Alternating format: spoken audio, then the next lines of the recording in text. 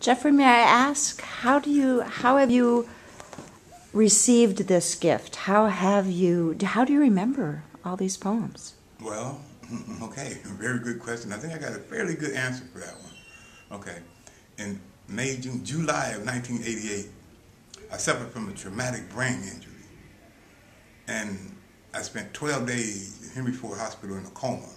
I spent a total of about 28 days in Henry Ford Hospital. So maybe that head injury helped me with my memory. Maybe if I didn't have that head injury, I wouldn't be able to remember stuff good. So maybe that's a blessing from God in a way that's highly unusual.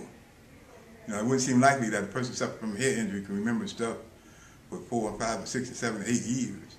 But I've suffered from a head injury and I can remember stuff from 4 or 5, 6 or 7 or 8 years. So. You were saying that last night you were going through a book of poetry. Do you look at poetry every night?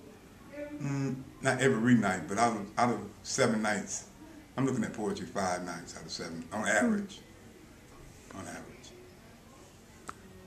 Did your folks encourage you to read poetry when you were a kid? How did you get this love for poetry? I spent a lot of time on the street, and I spent a lot of time in the libraries, and mathematics would draw my attention. And, well, poetry is part of mathematics. Some kind of way I can explain that part. But I started picking up poetry books, and I just really started reciting poetry. I really fell in love with it, and I practiced it because I do care.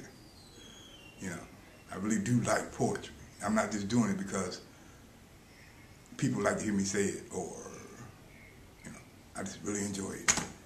That's it. Thank you for sharing. Sure, sure.